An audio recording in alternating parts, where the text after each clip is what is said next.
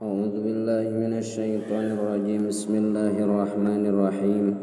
Alhamdulillahi rabbil alamin. Nawaitu ta'alluma wa ta'lim wa tadhakkura wa tadhkir wa naf'a wal intifa' wal ifadata wal istifadah wal hasa 'ala tamassuki bi kitabillah wa sunnati rasulih sallallahu alaihi wasallam wa du'a ilal huda wa dilalata 'alal khair ibtigha'a wajhillah wa mardatihi wa qurbihi wa sawabihi subhanahu wa ta'ala.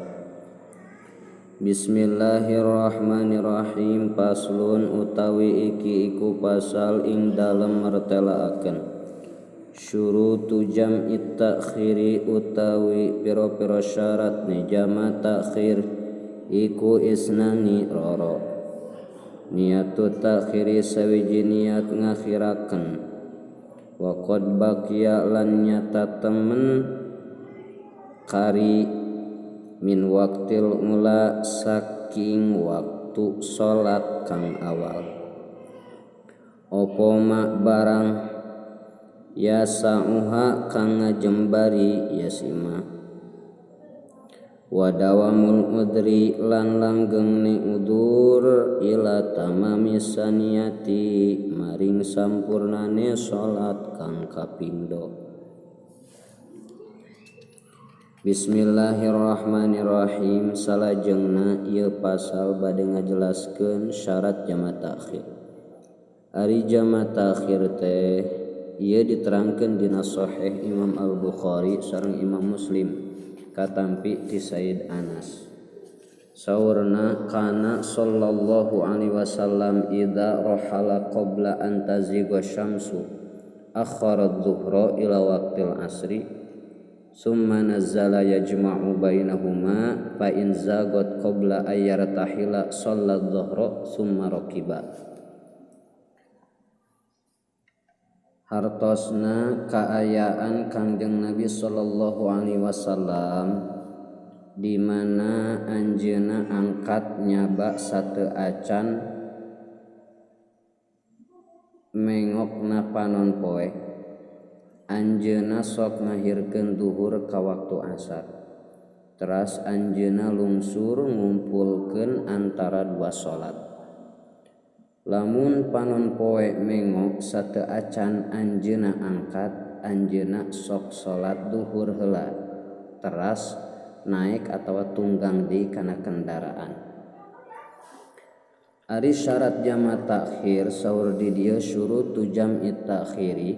Ari syarat jama' takhir nyaeta aya 2. Nu kahiji niatut takhiri. Niat ngahirkeun salat karna rek dijama' dina waktu salat anu kahiji. Sabab salat eta aya anu diakhirkeun karna rek dijama' jeung aya nu diakhirkeun lain karna rek dijama'. Ku sabab kitu misti kudu aya niat. Tujuanana keur misahkeun antara ngakhirkeun anu disyariatkeun jeung ngakhirkeun anu hanteu disyariatkeun. Ari ucapanana niat jama' takhir nawaitu takhirad dhuhri ilal asri li ajma'a bainahuma. Nawaitu takhirad dhuhri ilal asri li ajma'a bainahuma. Kaula niat ngahirkeun salat duhur ka asar karna rek dijama'. Tanu kahiji. Salajengna nawaitu takhirul maghribi ilal isya'i li ajma'a bainahuma. Nawaitu takhirul maghribi ilal isya'i li ajma'a bainahuma. Kaula niat ngahirkeun salat maghrib ka isya karna rek dijama'. Janten nu kahiji kedah niat heula niat ngahirkeun salatna karna rek dijama'. Ucapanana sapertos nu bieu. Nu kaduana masih aya di panyabaan. Jadi syarat jama' takhir nu kaduana kedah masih kene aya di panyabaan. Nepi ka sampurna salat anu kadua. sabab salat anu teu heula nurut kana salat anu kadua karena uzur. Mangka misti kudu masih aya uzur nepi ka sampurna salat anu kadua nya. Dina jama takhir ieu henteu disyaratkeun kudu tartib jeung henteu kudu niat jama dina keur salat jeung henteu disyaratkeun kudu tuluy-tuluy. Sapertos kitu. Salajengna meunang ngajama salat ku sabab hujan nya nyaeta ku jama takdim pikeun jalma anu sok salat berjamaah di tempat anu jauh nya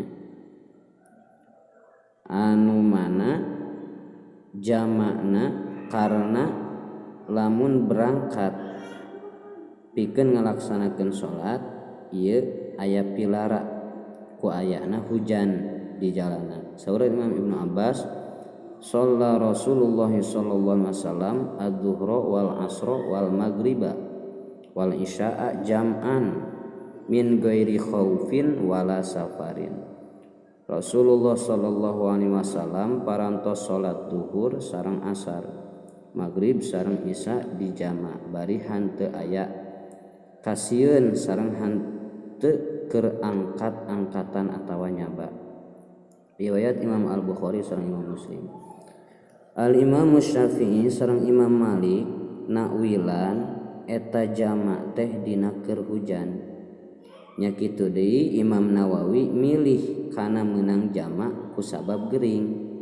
Saur Imam Nawawi mah meunang jama ku sabab gering. Saurna kaul kana meunang jama ku sabab gering eta dhahir sareng dipilih mangka geus tetep nya eta kauni dina sahih Muslimna. Saurna anna Nabiyya sallallahu alaihi wasallam jama'a bil Madinati min ghairi khaufin wala matarin.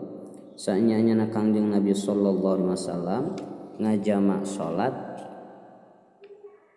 di Al-Madinah bari henteu aya kasieun jeung henteu aya hujan. Jadi ngajamana teh henteu aya sabab sieun atawa hujan gitu nya. Sapertos kitu. Mudah-mudahan aya manfaatna. Anu mana ieu syarat ngajama takhir disebutkeun dina nadom Sundana. Dina jama takhir ngan dua syaratna kudu niat ngaakhirkeun kahijina. Dina niat ngaakhirkeun masih jembar waktu salat anu awal acan bubar kudu langgeng udzur syarat nu kadua sampai sampurna salat anu kadua.